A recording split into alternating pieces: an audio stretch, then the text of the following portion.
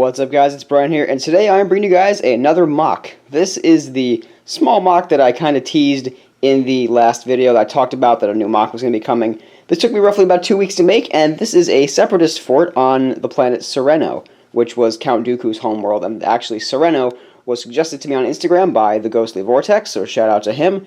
And just a little plug, if you don't follow me on Instagram, go do that at Watermelon Studios, so that way you would have known far in advance that I was making a MOC like this.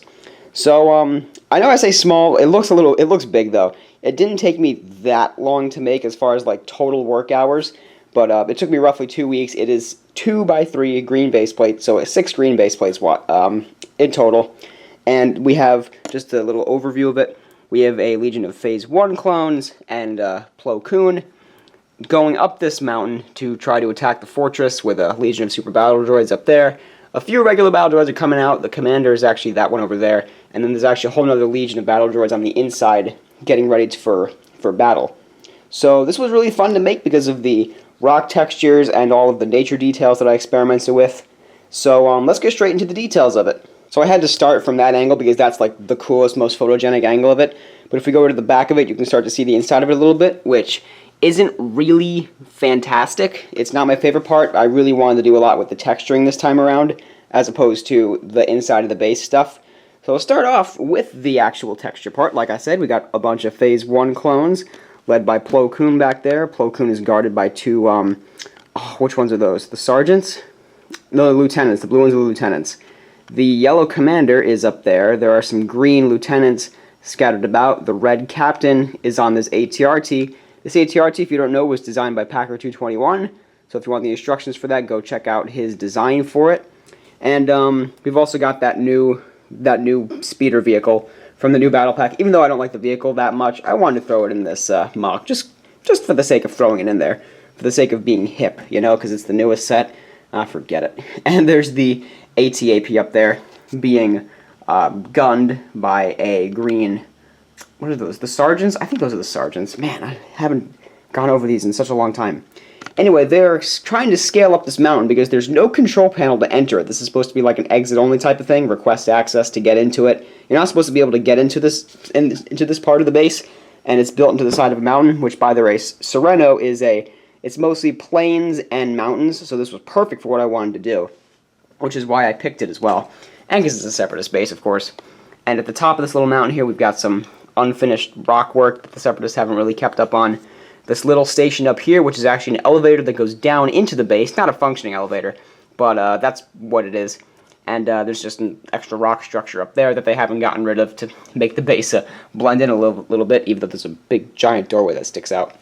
So back down to the battlefield and to all of the details that are going on here.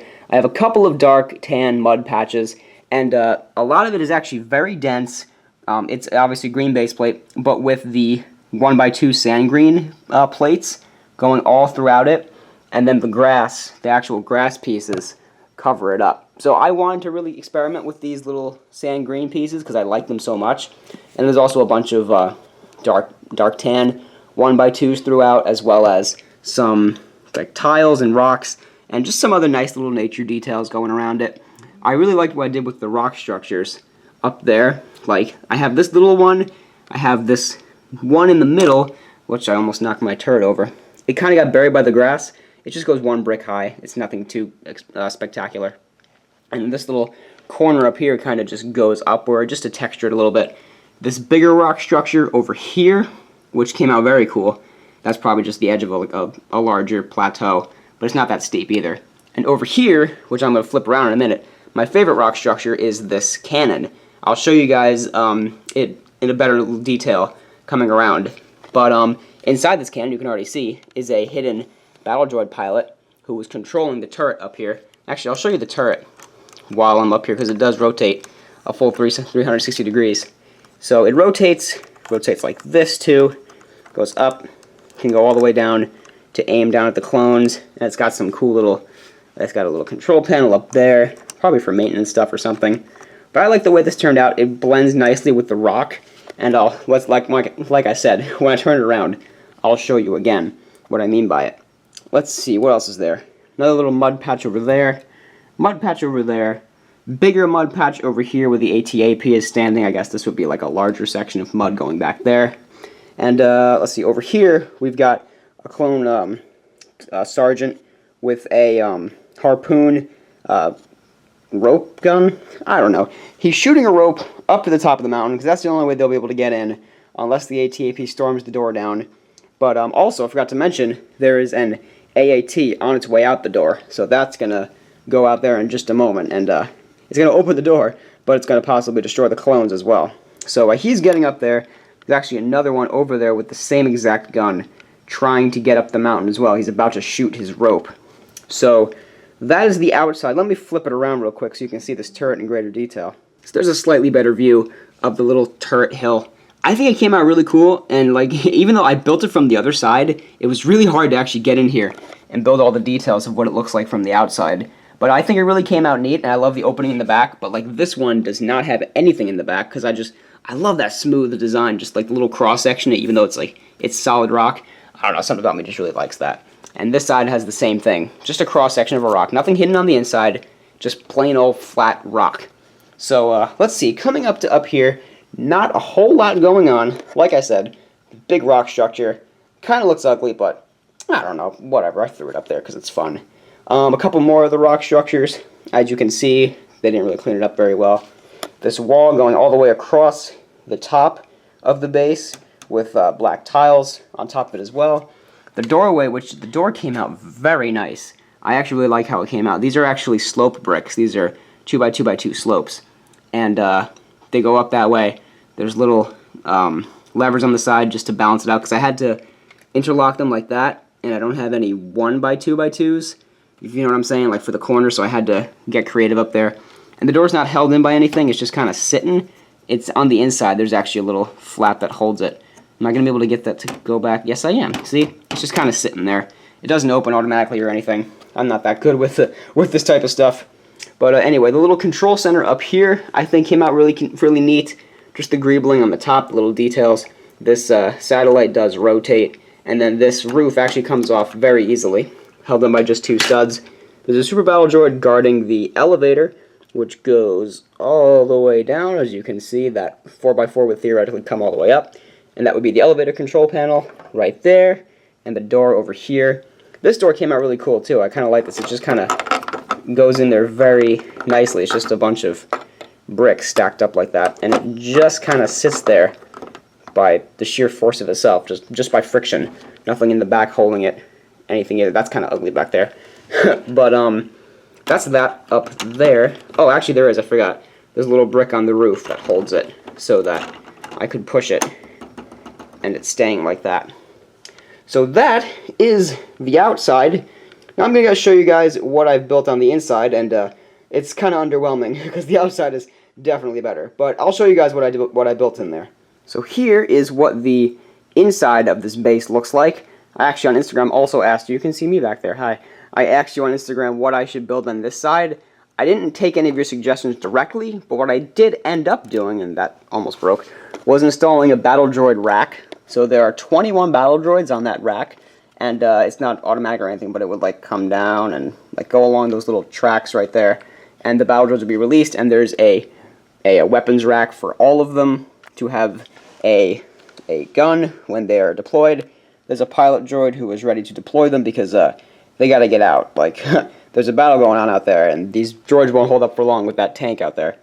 So, speaking of tank, the AAT is getting ready to come out of the garage, which there's the back of that door. You can see the undersides of those bricks, and that little section up there, I don't know how well that's coming out. Those little bricks that are stuck to the ceiling, that holds up the door from it falling backwards into the base. 2 Super Battle Droids guard the entrance over there, guard the racks rather. There's some piping that goes up along the side wall. Computer panel with another pilot opening the doors.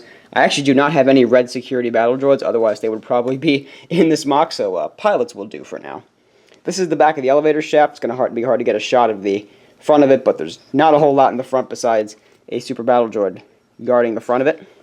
And this was what I worked the hardest on, was the AAT garage. And basically for this garage, I pretty much built like a little maintenance tower going all the way around it. There's a bunch of lights and buttons and stuff. Let me see if I can turn a little bit to get the light to come onto it. There's some lights up there. The inside, there's some piping and lights, and there's little tracks for it to sit. This little pump down here would be to, I guess, charge it or gas it up, one of those things. Regardless, that pilot is manning that little pump, and that pilot over there is putting the crates back, which there's a stack of crates back there that he's putting in the way. I guess they were just loading up the AAT, and it is ready to go. There's also some piping on the ceiling up there. The inside it's slightly underwhelming, I know, but I have really struggled putting this interior together for some reason. It came out as good as it probably could have, but the outside is definitely what I wanted to focus more on this particular base. So that's pretty much all I have to show you guys with this MOC. Like I said, the interior, it's not as good as it could have been, but the exterior is what I really wanted to focus on. Like I said, I love my rock structures I did, especially with that turret. And the little structures here and there, the little texturing all throughout the whole thing. That was fun, and especially the mountains on either side, those were so much fun. Since I like building mountains now and I have the parts to do it, I might as well just, keep building mountains. And it's good to use my Phase 1 clones, and I've never actually used this AT-AP in a MOC. So now it has been used, and this pretty much just was to satisfy my urge to build, because I really wanted to build something. I liked building Jakku last year, even though it was stressful to buy all the parts and stuff. But I didn't buy a single part for this. I used what I have. So it was fun to get this out of my system. So the next projects are Order 66. They are currently being written, the animations. So stay tuned for that. That'll be the end of the summer. And if you didn't see my thank you video, thank you guys so much for 20,000 subscribers. This could also be a little celebratory MOC for that, even though I started building it and planned it before that happened. Thank you guys so much for 20,000. It's an incredible milestone. So I'm happy to have hit that, and I'm excited to keep going with the channel. So thank you guys very much for watching this MOC. Leave a big thumbs up if you did enjoy it. Leave a comment down below, and be sure to go ahead and subscribe if you haven't. Thanks guys for watching once again. This has been Brian from Watermelon Studios. Peace out, guys.